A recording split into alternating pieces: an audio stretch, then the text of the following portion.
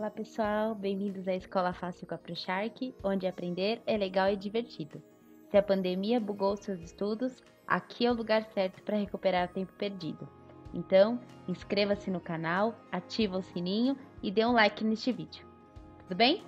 Prontos para aprender? Então, vamos lá! Bom, então para a gente poder finalizar o assunto sobre bactérias, a gente vai observar hoje como que se dá a classificação, tá? É importante que vocês saibam que existem outras maneiras de se classificar as bactérias. Uma delas é pelo formato da célula. Lembra que bactéria não tem corpo, porque bactéria é uma coisa só, uma célula só. Então a gente não pode falar em corpo da bactéria, tá? A gente fala que a célula tem um formato diferenciado. Então, no caso, as bactérias que a gente chama de cocos, não é coco e não é cocô, ok? É cocos. As bactérias do tipo cocos, elas são esféricas, ou seja, parecem uma bolinha, tá? E elas podem ser encontradas tanto isoladas quanto em agrupamentos, isso, quando juntas, tá? Algumas pessoas dão nomes diferentes para quando elas estão juntas. Por exemplo, aqui eu tenho duas juntas, então eu tenho diplococos. Mas isso é um detalhe que não precisa se preocupar agora, tá? Outro tipo de formato são os tipos bacilos, ou seja, um formato que lembra um bastão, tá? Como já haviam falado, os bacilos são realmente aqueles que estão no leite fermentado, como por exemplo do Yakult ou qualquer coisa assim, que a gente lê lá lactobacillus. Então, lacto tem a ver com leite, bacillus tem a ver com o formato dessa bactéria, uma bactéria do leite, tudo bem? Então, elas também podem acontecer de maneira isolada, você também pode encontrar seres isoladamente, quanto em agrupamentos, tá? Um outro tipo bem diferentão de bactérias são os que têm o formato de, a gente chama de hélice helicoidal, que são os espirilos, tá? Os espirilos, eles têm esse formato meio ondulado e tal, e esses risquinhos que eu fiz aqui são os flagelos, ou seja, como se fossem caudas que a bactéria tem, tá? Assim como os espermatozoides têm flagelos, algumas bactérias, no caso os espirilos, também têm. E isso serve para locomoção mesmo, tá? Enquanto essas outras não possuem os tais dos flagelos, essa daqui já vai ter. Então essa daqui já consegue nadar mais ativamente, tá? E o outro tipo de formato, né, de bactéria é o que a gente chama de vibrião, ou em formato de vírgula.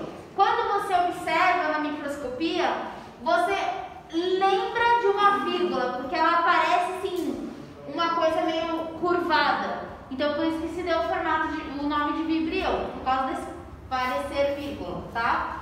Só que obviamente você não vai encontrar todas desse jeito.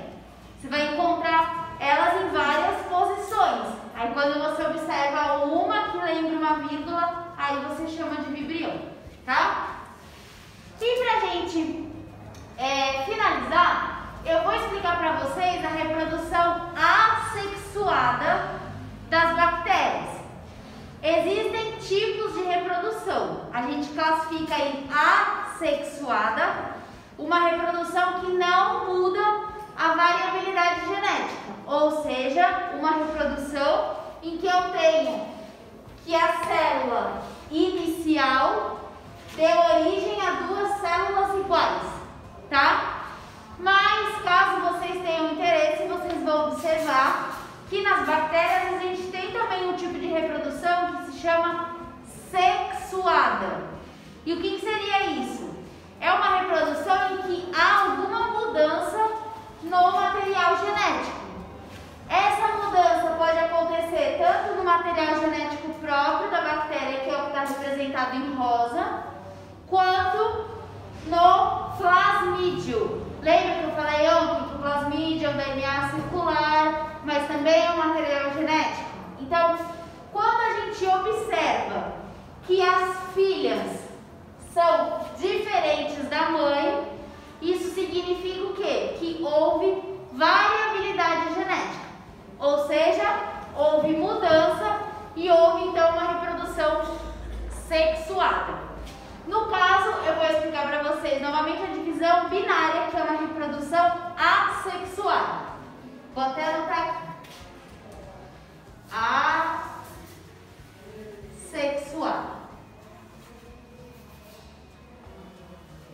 Então, qual que é a ideia, né? Toda vez que a gente observa que a palavra começa, tem esse A na frente, esse A ele pode indicar a negação ou o não, tá? Então, não sexuado, ou seja, sem variabilidade genética. Quando vocês observam a célula mãe, isso aqui é a bactéria que vai dar origem a outros, tá? Você observa, ela tem a parede celular, que está por fora, a membrana plasmática, que é essa coisinha branca por dentro.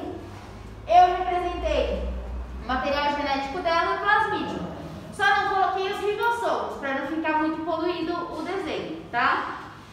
O que a gente vai observar? Que antes dela produzir duas, ela precisa duplicar todas as informações. Então, quando eu comparo essa com essa, eu observo o quê? Que o que está em rosa, que é o material genético, passou a ter duas cópias e o plasmídio também passou a ter duas cópias. E aí eu começo a observar um processo de constrição, ou seja, de separação mesmo de uma da outra, até chegar à total separação das duas. Então